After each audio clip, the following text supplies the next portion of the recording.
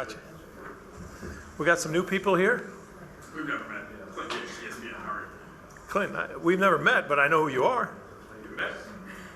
Nice. Who else we got? Anybody new? Videographers? Anybody new? Don't try to sneak in the room. What is your name? Mika. Mika. Hi, nice to meet you. From?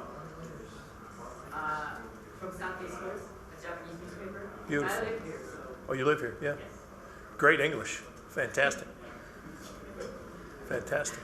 We know each other, right? You were here? I probably asked you the manager before. Okay.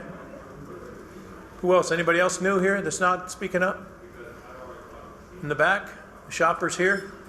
Did you go shopping yesterday, girl? All right. Dice case here. I see him come in. All the video guys are the same or just not speaking up? All right. There's one guy back there trying to hide. All right. All right, guys, where are we at? All right, first question for Murph. Let's start on the back right, Dario. Murph, Vonnie was saying that your message is stay loose, have fun, play free. How difficult is that to do in this situation?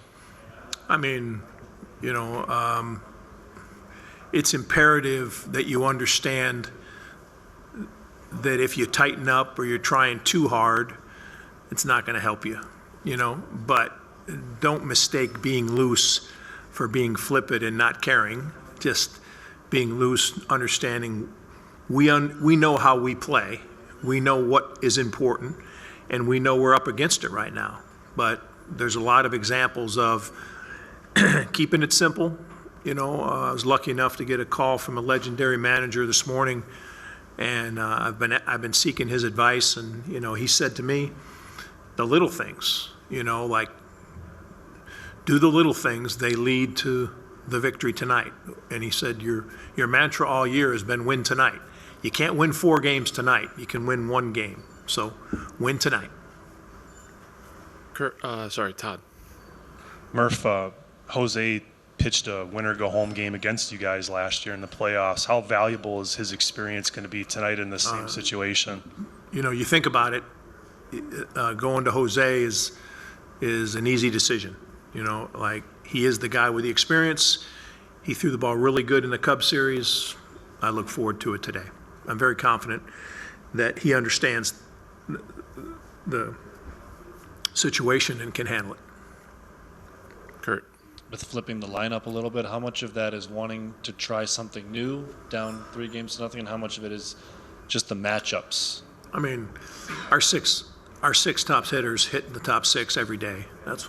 Or the top 7 hitters hitting the top 7. Sometimes you have a horrible matchup for one player, something like that, and we switch out one of those guys. But I don't think the lineup's any different. It's same top 4 hitters every day. Some of it's based on what they can do in relief and that type of thing, but it's been the same lineup, top 7 hitters for the last, you know,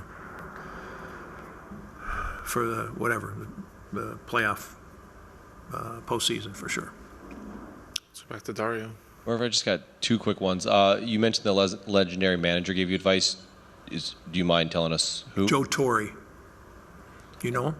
I think I've heard of him. He's won a couple world titles. And then Churio's in the lineup. How's he feeling? Yeah, I think they got it under control, you know, and I think he's, you know, going to perform like he did yesterday. I mean, 3 hard contacts yesterday. What else can you ask?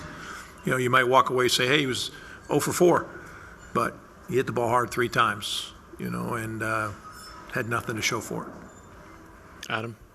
Murph, philosophically, how do you approach what's ahead? Do you empty the tank every day in each of these games to win, or do you think about it as a 4-game in 5-day chunk?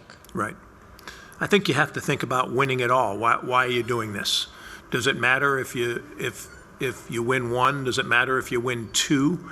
We're not looking for respectability. You know, like we've had an incredible season with an overachieving team that no one predicted. Blah blah blah. We've told the story a million times. So we've had that. But the idea is to win, not try to get credibility or respectability.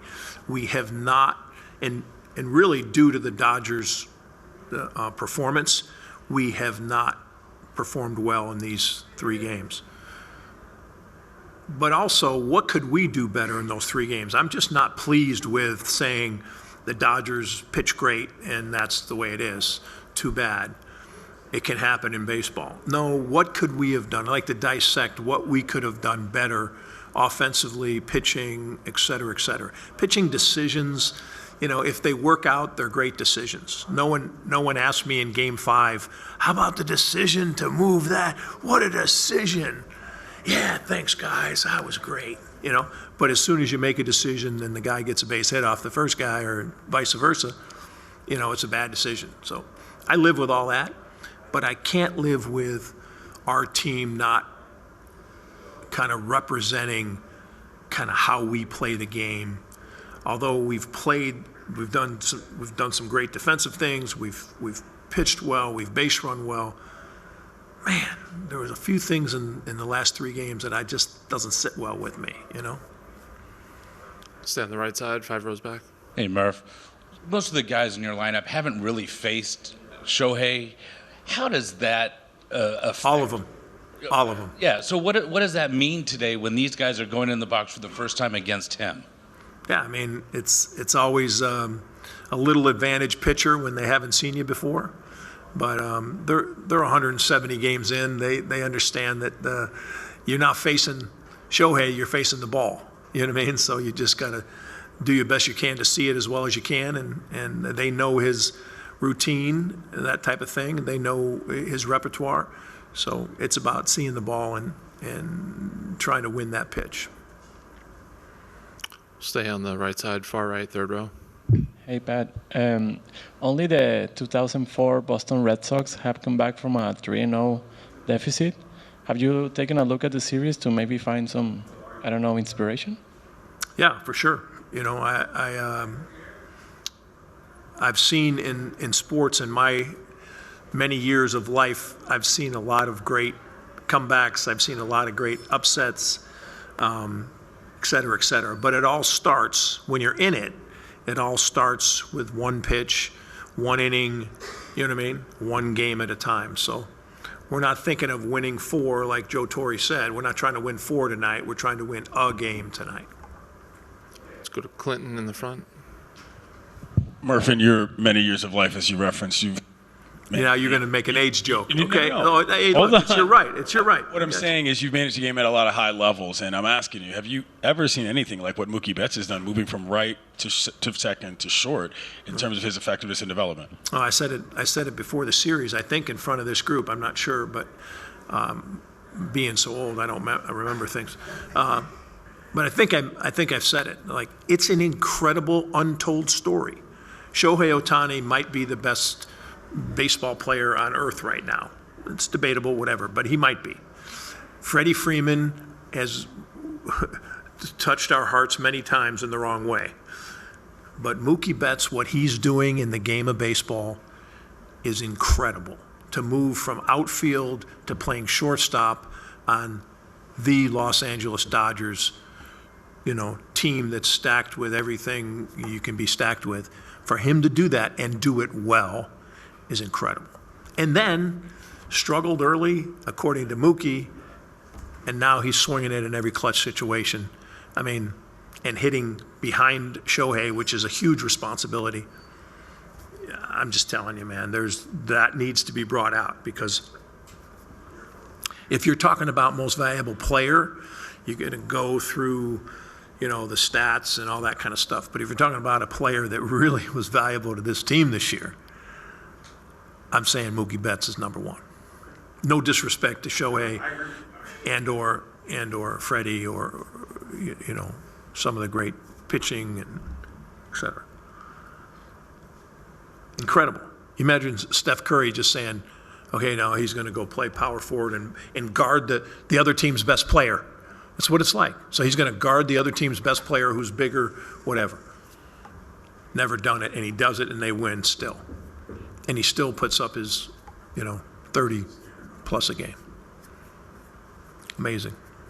Amazing thing. And I just like that to be recognized, because I know as Dave is sitting over there, he's thinking the same thing, like, this is freaking incredible, you know?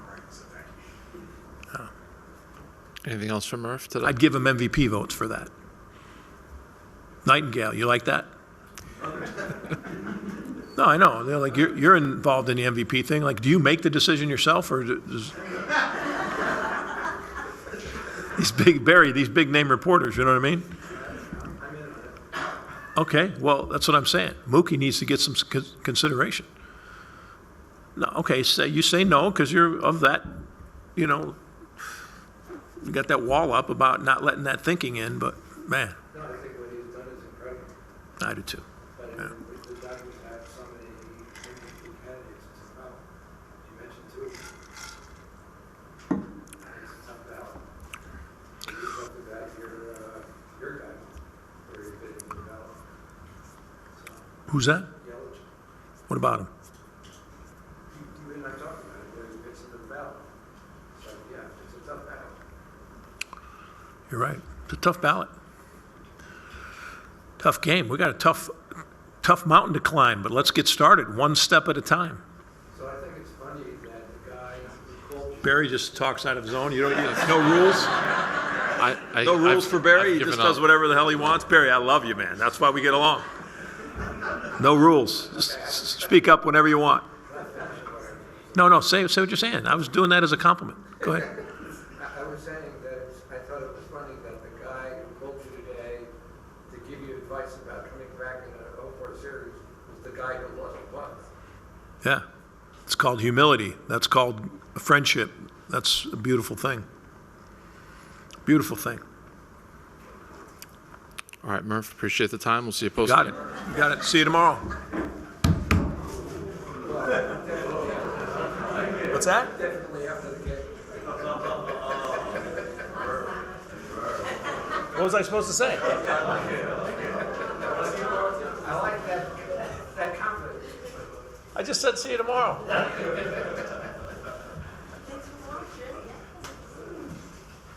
That concludes today's pregame interview room.